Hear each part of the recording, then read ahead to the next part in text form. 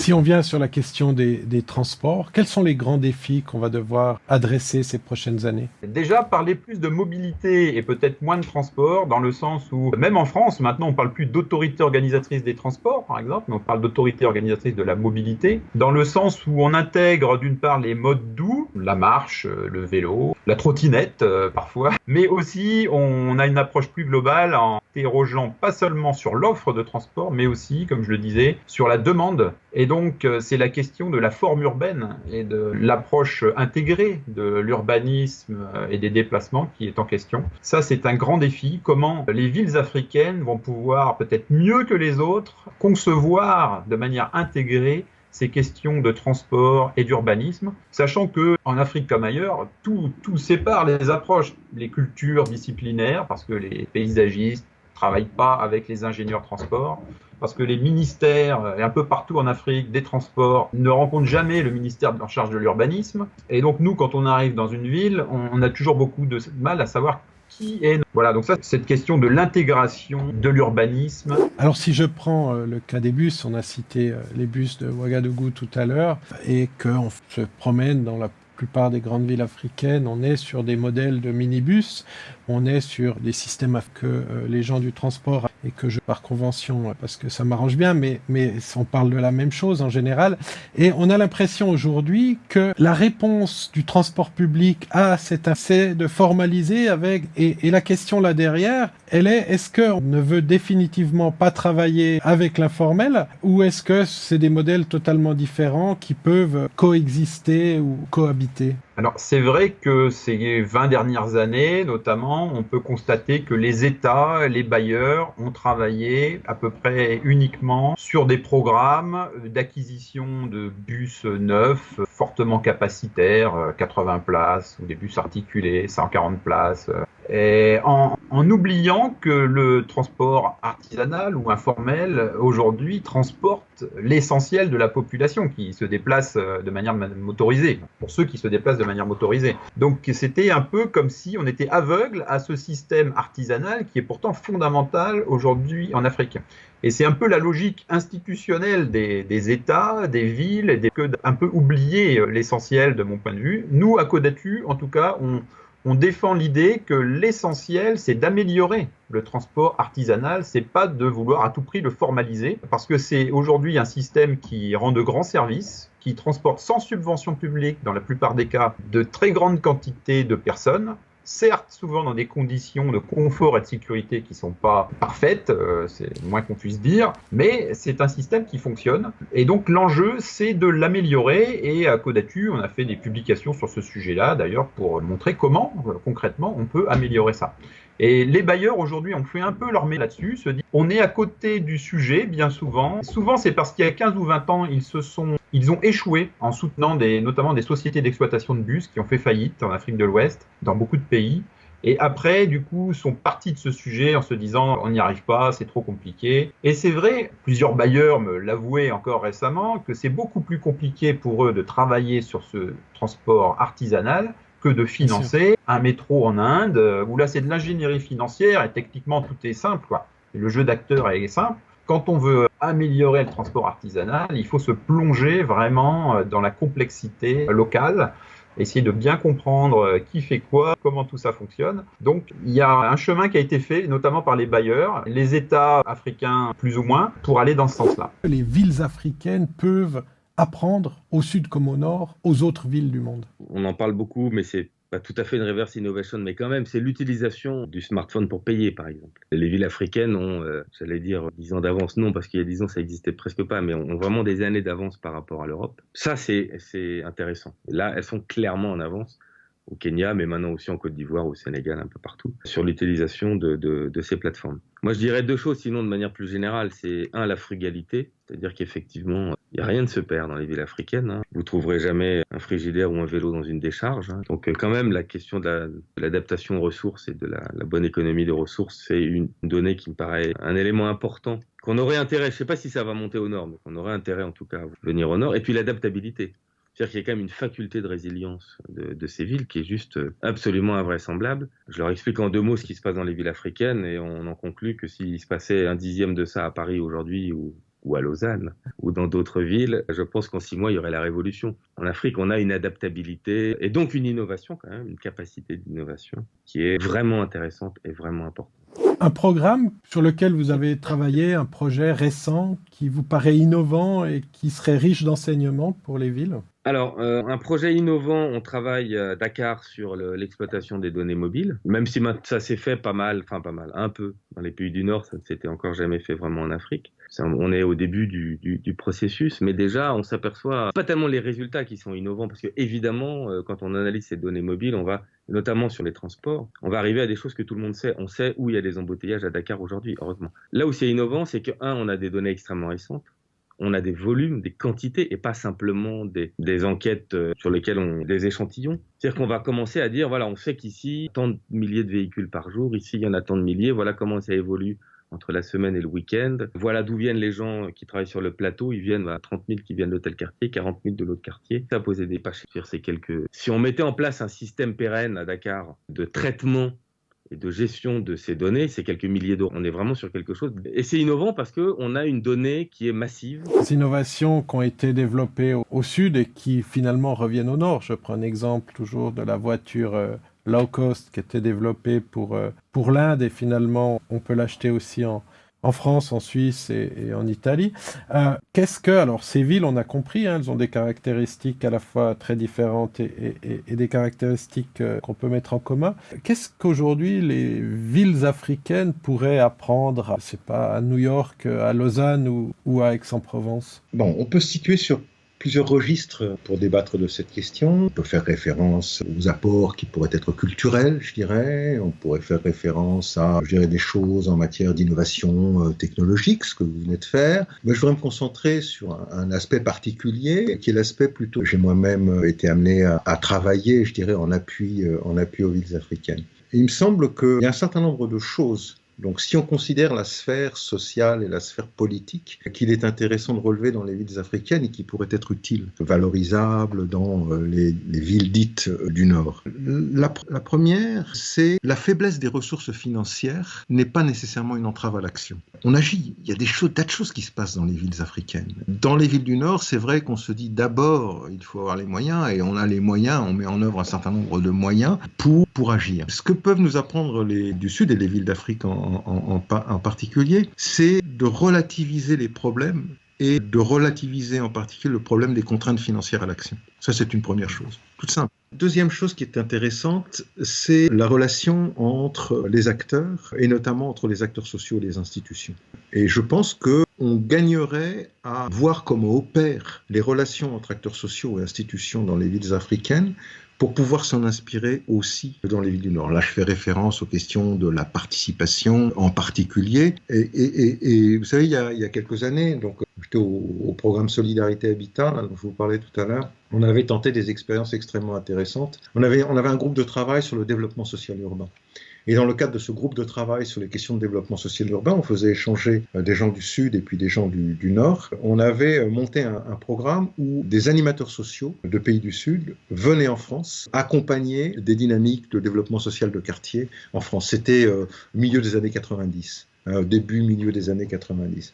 Et c'était extrêmement intéressant, c'est-à-dire que les collègues africains, puisqu'on avait fait venir des collègues de Dakar notamment, qui recomposaient les façons d'agir dans les quartiers français.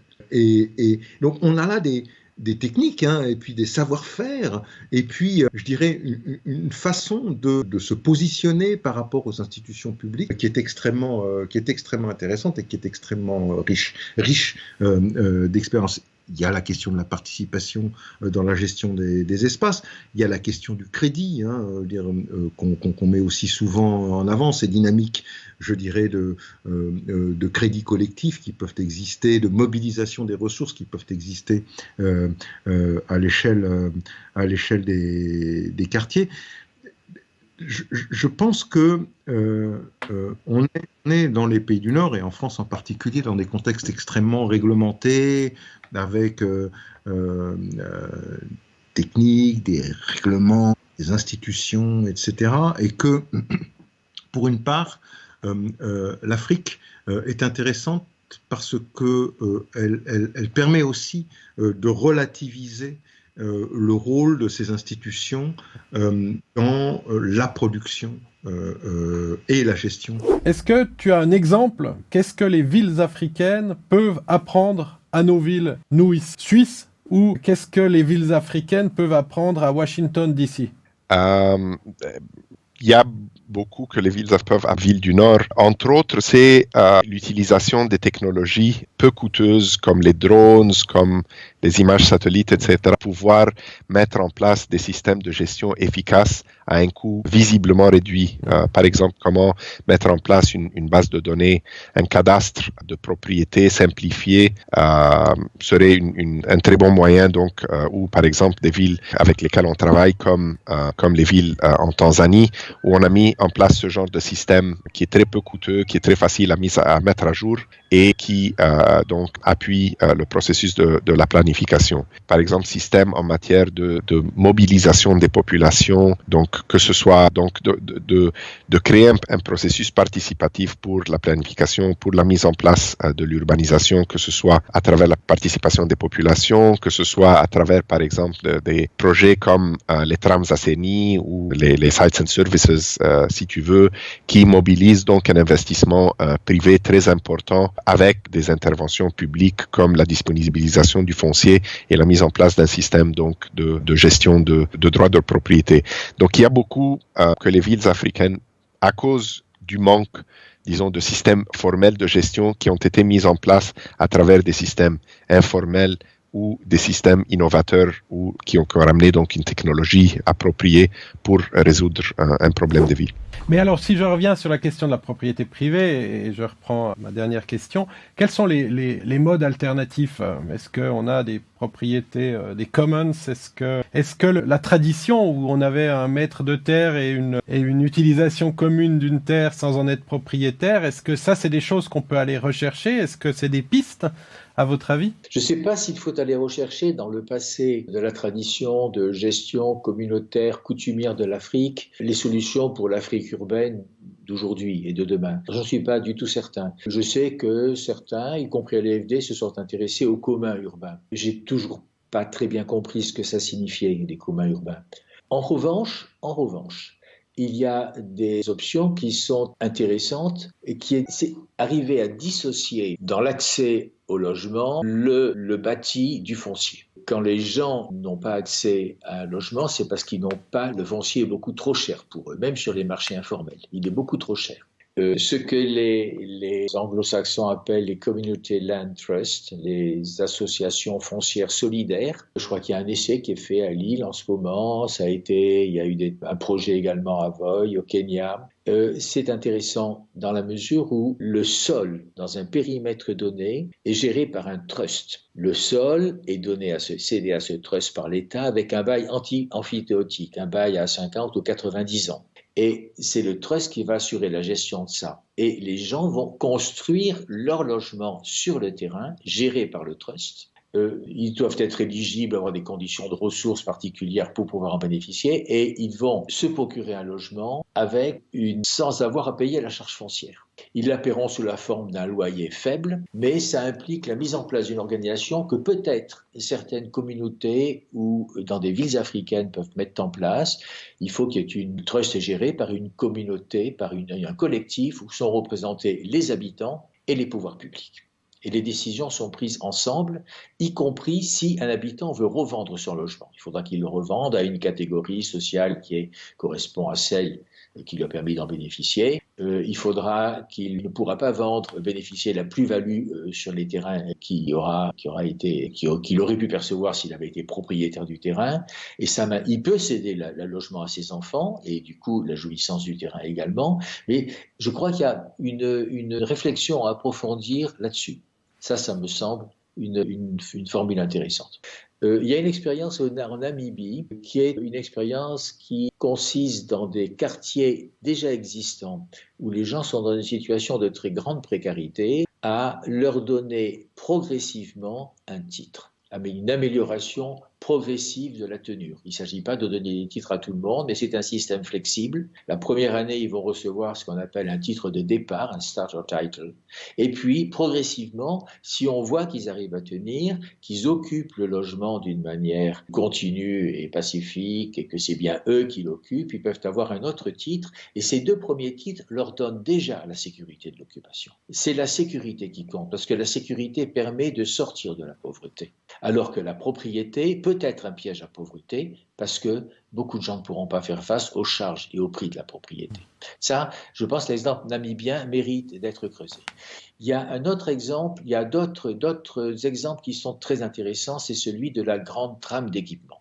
La grande maille d'équipement, c'est-à-dire mettre à la disposition des acteurs urbains, des habitants, mais il peut y avoir entre l'État et les habitants des aménageurs agréés qui aident à faire le travail, des terrains très, très sommairement aménagés qui leur permettent de s'installer. Il s'agit de guider en quelque sorte une forme d'occupation que les pauvres connaissent bien. Ils s'installent, il y a de la place, mais en leur désignant la place et en prévoyant les réserves foncières pour en prévoyant les emprises de voies en particulier. Donc, terrain aménageable sur là. Mais j'ai remarqué, alors ça avait été essayé par la coopération française déjà il y a une 20aine d'années en Afrique de l'Ouest, dans plusieurs pays. Et j'ai remarqué que quand on arrive là sur ce sujet, on trouve très vite des ingénieurs, des urbanistes et des dirigeants qui en rajoutent une petite couche en disant oui, mais on pourrait faire ça un peu mieux. Et puis ça aussi un petit peu mieux. Il y a un passage de lame plutôt qu'une voie. La voie, ça serait mieux de le faire avant qu'après. Et finalement, on arrive à un coût qui rend l'accès au sol prohibitif. Donc, je pense que ces deux procédés, ces 2 approches pourraient permettre de trouver une solution. Alors, la solution qui ne marchera pas, là je un petit peu en arrière, c'est la question de donner des titres de propriété à tout le monde. Ce qu'avait voulu faire MCC au Bénin, vous connaissez l'expérience de la coopération en 2006, suite à un certain nombre de lectures qu'ils avaient faites qui disaient que c'était quand même dommage que les gens qui avaient des permis d'habiter, d'occuper des permis d'habiter, n'aient pas de propriété. Ils ont décidé de lancer un très grand programme d'attribution de titres fonciers en remplaçant tous les permis d'occuper par des titres fonciers. Ils devaient convertir 60 000 permis en 60 000 titres, mais au début, ils se sont un peu dégonflés. Ils ont dit que ça serait 30 000 titres, 30 000 permis transformés en 30 000 titres. Et après 6 ans d'efforts et beaucoup d'argent, le résultat était incroyablement décevant. Ils avaient converti 125 permis en titres fonciers parce qu'il y avait eu des résistances de la part des administrations, parce que le montage financier n'avait pas et administratif ne fonctionnait pas. Bon, mais maintenant ça démarre, je veux dire, ça a pu démarrer après là. En 6 ans, c'est quand même peu comme résultat. Donc voilà, sur ça, c'est sur 2 exemples qui me semblent intéressants.